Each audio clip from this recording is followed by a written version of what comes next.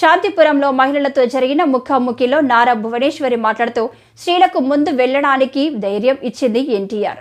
స్థానిక సంస్థల ఎన్నికల్లో మహిళలకు ప్రాధాన్యత ఇచ్చింది ఎన్టీఆర్ అని, అదే బాటలో మహిళలకు స్థానిక సంస్థల ఎన్నికల్లో 53% రిజర్వేషన్, మహిళలు ఆర్థికంగా ఎదగాలని డ్వాక్రా గ్రూపులను తీసుకొచ్చింది చంద్రబాబు అని తెలిపారు. అంతేకాకుండా పసుపు కుంకుమ పథకం కింద మహిళలకు 10,000 కోట్లను చంద్రబాబు అందించారని అన్నారు. ఇలా ఎన్నో సంక్షేమ పథకాలను తెలుగింటి ఆడపడుచుల కోసం తీసుకొచ్చిన ఘనత చంద్రబాబుదని అన్నారు. ఆంధ్రప్రదేశ్లో 2019-2021 వరకు 30,196 మహిళలు మిస్సింగ్ అయ్యారని రాజ్యసభలో చెప్పారని ఆవేదన వ్యక్తం చేశారు.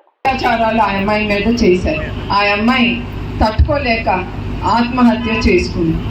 అట్లా ఒక్క అమ్మాయే కాదు, చాలా జరుగుతున్నాయి ఈ ప్రభుత్వం వచ్చిన తర్వాత మన మహిళల మీద.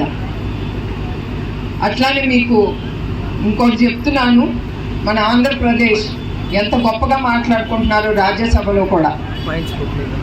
హోమ్ మినిస్ట్రీ ఎంత అసహ్యం అంటే వాళ్ళు చెప్తున్నారు ఓపెన్గా రాజ్యసభలో ఏమని, ఆంధ్రప్రదేశ్లో 2019 నుంచి 21 వరకు 30,196 మహిళలు మిస్సింగ్ అని.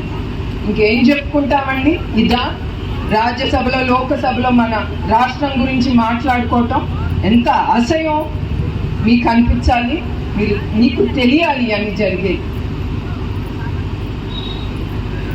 వాళ్ళు ఇప్పటికీ వాళ్ళు ఏమైపోయారు, వాళ్ళ ఇంటికి కూడా చేర్చలేదు. వాళ్ళు ఏమయ్యారో కూడా ఇప్పటికీ ఈ ప్రభుత్వానికే తెలియదు. ఇది చంద్రబాబు నాయుడు గారు కనుక ఉంటే నేనే చెప్తున్నా, ఒక్క ఆడపిల్లకి, మహిళకి ఏమి జరిగేది కాదు. మీరందరూ అర్ధరాత్రి అయినా కూడా మీరు ధైర్యంగా రోడ్ల మీద తిరిగేవారు, బయటికి వెళ్ళేవారు.